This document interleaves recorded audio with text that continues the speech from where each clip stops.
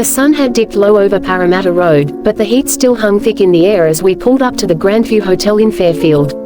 It was Jake's 40th, and the whole bloody family had turned out for it. Cousins I hadn't seen since I was a kid, aunties in their best dresses, uncles already half-cut and telling the same yarns they'd been spinning for 20 years. The pub's beer garden was decked out like a proper celebration, trestle tables covered in checkered cloths, fairy lights strung between the gum trees, and a massive banner screaming, "Happy 40th Jake you old bastard," in bright blue letters.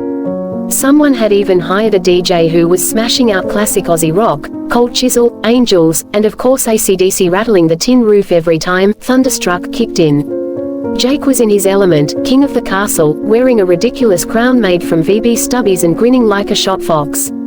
His missus, Leanne, had gone full Martha Stewart. Platters of prawns on ice, trays of mini meat pies, and a barbecue out the back pumping out clouds of onion and snag smoke that had everyone's mouths watering. Kids were running riot, a pack of them tearing around the playground area, screaming and laughing, faces smeared with fairy floss and sauce. My two, Mia and Lily, were right in the thick of it, chasing their cousins with water guns they'd smuggled in. Every time they bolted past me, they'd yell, "Mum, watch this," before disappearing again in a flash of sunburnt legs and glittery thongs. Mark, my husband, was parked at a table with Jake's mates, sinking schooners and carrying on about the footy. He'd been looking forward to this for weeks, a proper night off parenting duties, a chance to let his hair down.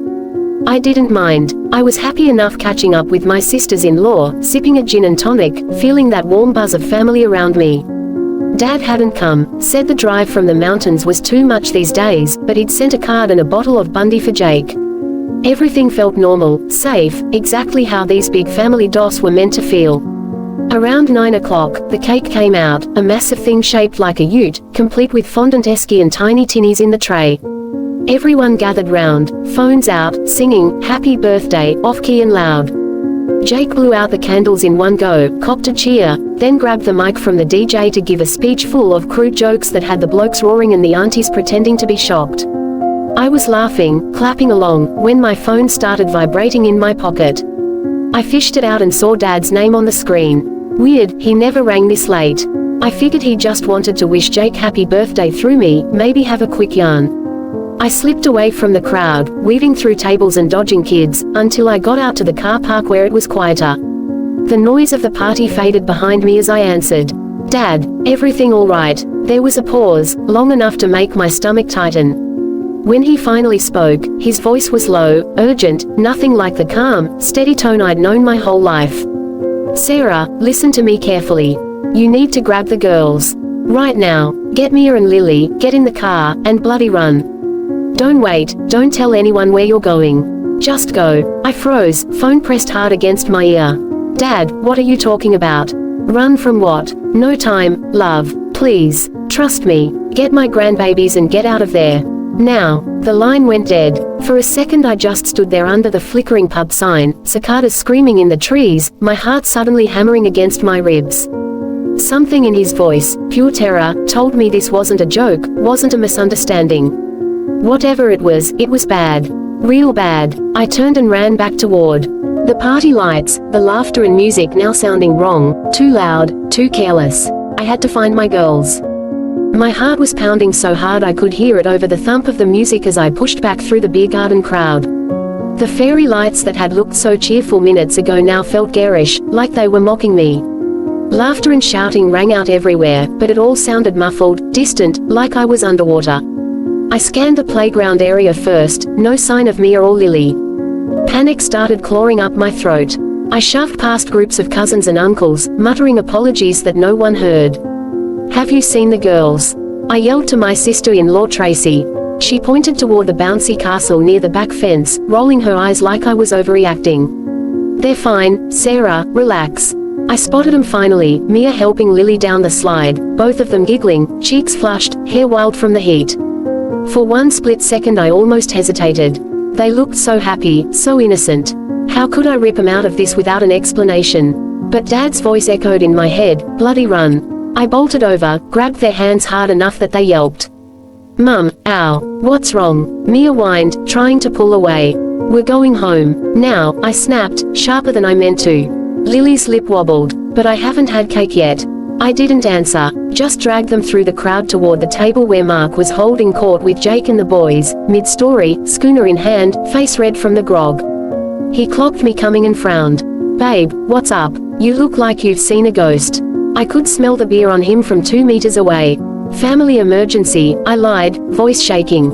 "Dad's crook. I've gotta take the girls to him." He started to stand, swaying a bit. "Hang on, I'll drive." "No." I cut him off too loud, heads turning. "You've been drinking. Stay, enjoy the party. I'll ring you later." He stared at me, confused and getting angry. "Sarah, what the hell? It's Jake's 40th. You can't just piss off." The blokes around him chuckled awkwardly. I didn't have time for this. I said I'll ring you, I hissed, then turned and marched the girls toward the car park, ignoring Lily's protests and Mia's worried questions. "Mummy, you're scaring me." I bundled them into the back seat, clipped belts with trembling fingers, and slammed the doors. As I reversed out, gravel spitting under the tires, I caught sight of Mark in the rear-view mirror standing at the pub entrance, phone to his ear, probably already ringing me. I let it go to voicemail. The girls were both crying now, soft hiccuping sobs that broke my heart. "Is Pop okay?" Lily asked through tears. "Is he dying?" I swallowed hard, forcing my voice steady. "Pop's fine, sweetheart. He just needs us quick smart, that's all." It was a lie, and I hated myself for it, but what else could I say? I hit the M4 doing 90 before I even reached the motorway proper, weaving through late-night traffic, one eye on the road and one on the mirrors, half expecting headlights to follow us. Every set that got close made my stomach lurch. The girls eventually fell quiet, exhausted, clutching each other in the back. Sydney's lights faded behind us as we climbed into the Blue Mountains, the air cooling, eucalyptus thick through the vents. 2 hours felt like 10. My mind raced the whole way. What could possibly make Dad sound that terrified? He'd faced bushfires, floods, Mum's cancer, all without flinching. Whatever this was, it was worse than anything I could imagine. By the time we turned onto his gravel driveway in Katoomba, it was pushing midnight. The old weatherboard house was lit up like a Christmas tree, every light blazing. Dad was on the veranda before I'd even killed the engine, silhouette tense against the glow. He looked smaller somehow, hunched in his flannelette shirt, face pale as paper. The girls tumbled out and ran to him. He scooped them up like they were toddlers again, burying his face in their hair, holding them so tight I thought he'd never let go. I stood by the car, arms wrapped around myself, the mountain chill biting through my thin dress. Whatever came next, I knew one thing for certain: after tonight, nothing in our family would ever be the same. Dad shut the front door behind us and flicked the deadbolt, something he never did. The girls were still clinging to his legs, confused but comforted by his familiar smell of eucalyptus oil and Old Spice. He crouched down, forced a smile that didn't reach his eyes, and said, "Hey, my little possums, how about you two go raid the biscuit tin? There's Tim Tams and those caramel crowns you love. Stick the telly on, Bluey's probably on." They hesitated, looking at me for reassurance. I nodded, throat tight. "Go on, darlings. Pop and I need a grown-up yarn." As soon as their footsteps thumped down the hallway and the TV flickered to life, Dad's face crumpled. He led me to the kitchen table, the same scarred pine one where we'd eaten every meal after Mum died. He filled the kettle out of habit, but his hands shook so badly he slopped water across the bench. I'd never seen him like this, not even at Mum's funeral. He was always the strong one, the fixer. Now he looked broken. "Sit down, love," he whispered, voice hoarse. We sat opposite each other like strangers. He stared at his gnarled hands for what felt like forever, then finally met my eyes. "There's things I've never told you. Things I swore I'd take to the grave." He took a ragged breath. "Back before I met your mum, I was a different man. Young, angry, lost. Hung around with a bad crowd in Sydney's West, blokes who worked trades, drank hard, thought they were untouchable." He paused, swallowing hard. "There was a group of us, a ring. Men who hurt kids. Little ones. It was organized, hidden. Happened in houses, church halls, scouts, places that should have been safe. I was part of it, Sarah. Not just standing by. I did things. Terrible things." His voice cracked on the last words. The room spun. I gripped the edge of the table to stop myself falling off the chair. My dad, the man who'd bandaged my grazed knees, coached my netball team, cried when I got married, admitting this. "It couldn't be real. You're lying," I heard myself say, barely a whisper. "Tell me you're lying to protect me from something else." He shook his head, tears spilling now. "Wish I was, love. I got out after a couple of years. Met your mum, she straightened me right out. The guilt, it near killed me. I spent every day since trying to be better, trying to deserve the family I got. Thought it was buried forever. But the Royal Commission dug it all up, didn't it? Names, places. And tonight, he rubbed his face. One of the old blokes, Trevor, Jake's wife's uncle by marriage, he was there at the party. Saw him in the photos Leanne posted on Facebook. He recognized me, or soon will. And with everything coming out again, victims speaking up, cops reopening files, I panicked. If he talks, if anyone connects dots, I didn't want you and the girls anywhere near the fallout. Or worse, near him. I felt Billa rise in my throat. All those years he'd hugged my girls, read 'em stories, let 'em fall asleep on his chest. Had he ever? Did you ever touch us? I asked, voice ice cold. Me or my sisters? The girls? No, he almost shouted, then lowered his voice when we heard the TV pause. Never, I swear on your mother's grave. The day you lot were born, that part of me died. But I know that doesn't make it right. Nothing does. I stood up, legs shaking, and backed toward the hallway. His confession hung in the air like smoke, thick, choking. The man I'd loved unconditionally had been a monster once. And now the past was clawing its way back, threatening to drag us all down with it. I don't remember grabbing my keys or telling the girls to put their shoes on. I just remember the cold wave that hit me, like someone had dumped a bucket of ice water over my head. Dad reached for me as I backed away. Sarah, please, let me explain more, but I couldn't hear him properly. His voice sounded far off, underwater.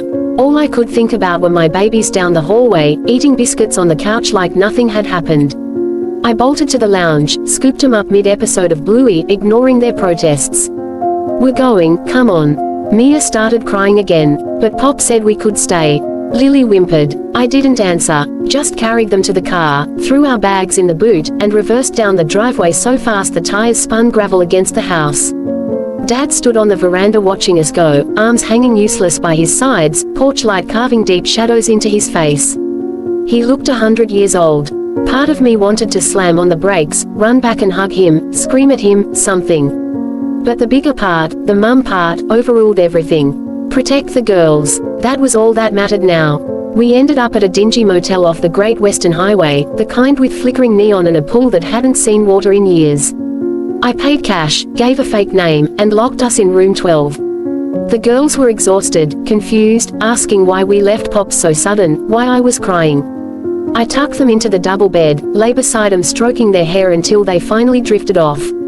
Then I sat on the lino floor in the bathroom, door shut, and let it all out, silent, heaving sobs that hurt my ribs. How could I not have seen it? All those years, all those sleepovers at Pop's house when Mark and I needed a break. Had I put my own kids in danger? By sunrise I'd made the decision. I couldn't keep this buried like he had. Monsters don't get to hide just because they're sorry 30 years later. I rang Crime Stoppers from a payphone at the servo, voice shaking as I gave them his name, the suburb, the rough dates he'd admitted to. Anonymous. They asked if I wanted victim support.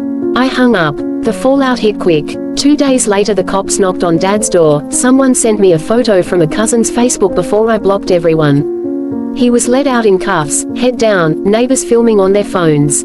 The papers got hold of it a week later. Pensioner charged over historic child sex abuse allegations linked to Sydney Ring. They dug up the Royal Commission files, connected dots to that old network. Trevor, the uncle-in-law at Jake's party, got raided too. Turns out Dad wasn't wrong about the past catching up. Mark rang 100 times, furious I'd vanished, demanding answers. When I finally told him pieces over the phone from a burner, he went quiet. Then, your dad, Jesus, Sarah, he wanted us home, said we could work through it. But I couldn't face Sydney, couldn't risk running into family who might defend him, or worse, blame me for turning him in. We moved interstate instead, Queensland, far north, a small coastal town where no one knows us. New school for the girls, new jobs, new names on the mailbox. I kept my first name but ditched the surname. Some nights I still wake up sweating, hearing Dad's terrified voice on the phone, get my grandbabies and get out of there. He was trying to protect them, in his warped way. Doesn't make it right, doesn't make the betrayal any smaller. The outrage burns hot some days, at him, at the system that let it happen, at every adult who looked away back then. But mostly it's just exhaustion. My girls are safe. That has to be enough. Some secrets destroy families from the inside out. Ours exploded the night of Jake's 40th, and we're still picking up the pieces. One day I'll tell them the truth, when they're old enough to understand. Until then, we keep moving forward, one careful step at a time.